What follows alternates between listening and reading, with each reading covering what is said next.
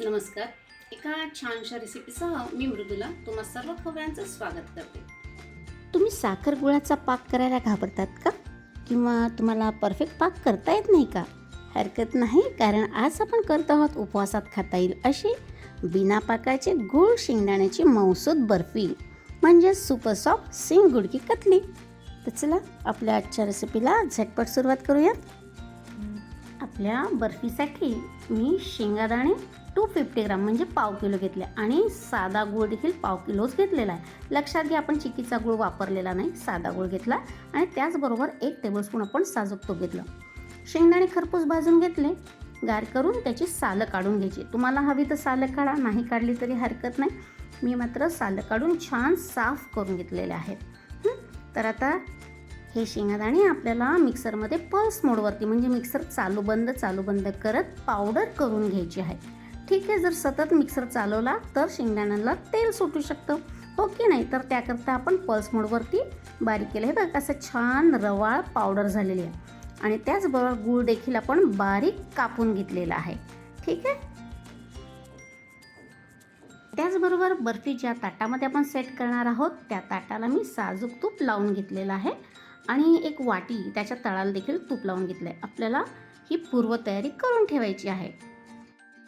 गॅसवरती आपण एक जाड बुडाची कढई चढवली आहे, तर त्यामध्ये घेतलेलं तूप घालायचं. ठीक आहे, या ठिकाणी तुम्ही साजूक तुपाचाच वापर करा. या तुपामधीलच थोडंसं तूप आपण थाळ्याला लावून ब्रश करून घेतलेलं आहे, हो की नाही. तर उरलेलं सगळं तूप आपण यात घातलं. तूप विरघळू द्यायचं, गरम होऊ द्यायचं आहे. गॅसची फ्लेम आपण लो ठेवलेली आहे आणि यामध्ये आता आपण बारीक कापून घेतलेला गूळ घालूयात. आपण गूळ अगदी बारीक कापून घेतल्यामुळं तो चटकन विरघळेल. ठीक आहे, म्हणूनच तुम्हाला म्हटलं की तुम्ही किसून घ्या गूळ किंवा सुरीने कापून घ्या. बस आता आपल्याला कालथ्याने त्याला हलवत गुळाला विरघळवून घ्यायचं आहे. गॅसची फ्लेम लोच ठेवायची आहे. आपल्याला या बर्फीसाठी 1 तारी 2 तारी पाक वगैरे अजिबात करायचा नाही. बस तुपामध्ये हा गूळ पूर्णपणे विरघळला की झालं. आहे की नाही सोपी रेसिपी? पाक करायची झंझटच नाही. अगदी झटपट आपला गूळ पूर्णपणे विरघळला आहे. बघा, दिसते तुम्हाला? अजिबात खडे वगैरे काही नाही. आपण बारीक करून घेतल्यामुळे झटपट विरघळला. पुरेसं झालेलं आहे. एकदा का आपला हा गूळ विरघळला आणि हे बघा मधून आहे ना आपलं असं बुडबुड येताना दिसतंय का तुम्हाला? परफेक्ट. आपल्याला एवढंच हा गुळाचा पाक म्हणूयात आपण, आता विरघळल्यामुळे पाकच म्हणणार ना. तर एवढा पाक पुरेसा झालेला आहे आपल्याला. तर आता यामध्ये आपण तयार करून घेतलेली शेंगदाण्याची पावडर म्हणजे शेंगदाण्याचं कूट घालूयात आणि झटपट मिक्स करूया. गॅसची फ्लेम अजून आपण लोच ठेवलेली आहे, म्हणजे चालू ठेवला आहे गॅस आपण.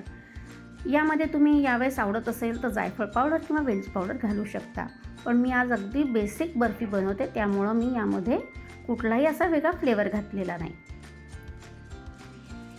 हे सर्व साहित्य व्यवस्थित मिक्स होत आहे तोवर आपण गॅस चालू ठेवायचा आणि एकदा का दाण्याचं कूट आणि गुळाचा पाक व्यवस्थित मिक्स झाला की आपण गॅसची फ्लेम बंद करणार आहोत आणि जो तयार करून ठेवलेला थाळा आहे त्यामध्ये ओतून घेणार आहोत.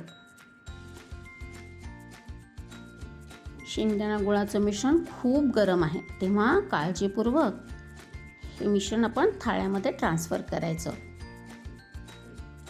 आणि स्पॅटुलाच्या मदतीने ताटात पसरायचं. आपण या ताटामध्ये थाळ्यामध्ये ही बर्फी सेट करतोय. तुमच्याकडे जर टीन असेल तर तुम्ही त्यामध्ये सेट करू शकता.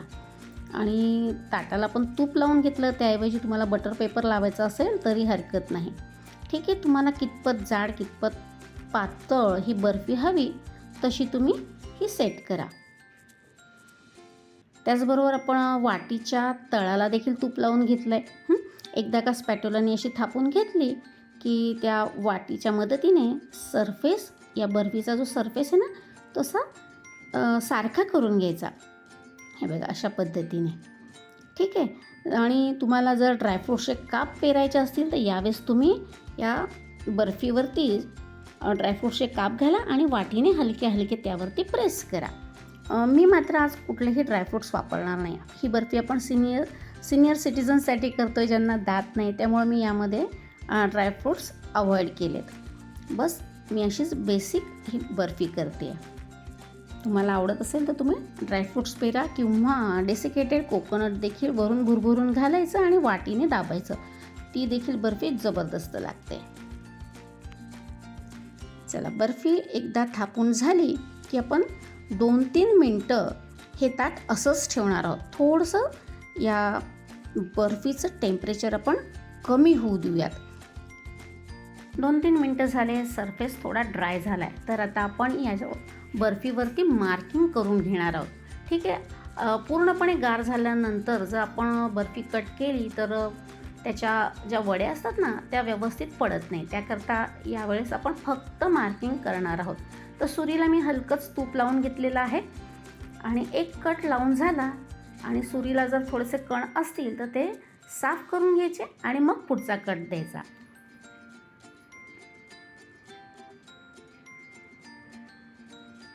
तुमच्या आवडीने लहान मोठ्या आकाराच्या तुम्ही या बर्फी कट करून घेऊ शकता. मी चौकोनी आकाराच्या या बर्फी कट करते. तुम्ही हवं तर बाजारात मिळते काजू कतली, तसे शंकरपाळ्याच्या आकारामध्ये देखील ही बर्फी कट करू शकता.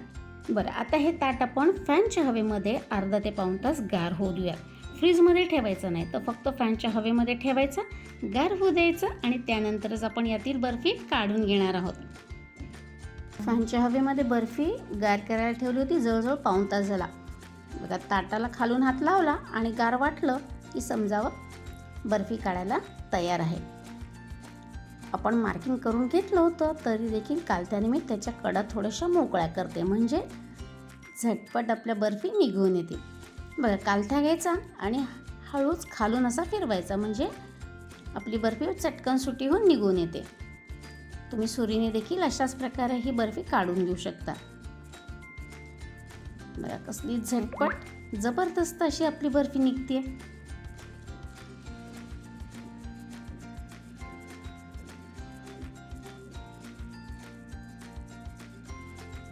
परफेक्ट. आधी मार्किंग केल्यामुळं आता आपल्याला अजिबात त्रास नाही. एक एक पीस अगदी छान सुटा होतोय बरं का. तर चला, आपण सर्व बर्फी या ताटामधून काढून घेऊयात.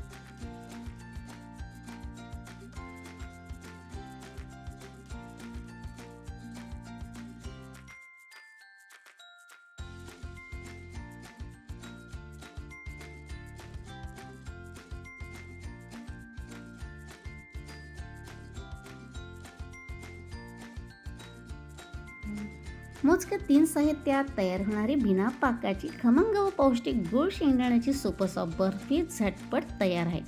आता ही बर्फी तुमच्या उपवासात स्वीट बाईट म्हणून खा किंवा घरातील सिनियर सिटिझन्स व बच्चे कंपनीला पौष्टिक खाऊ म्हणून द्या.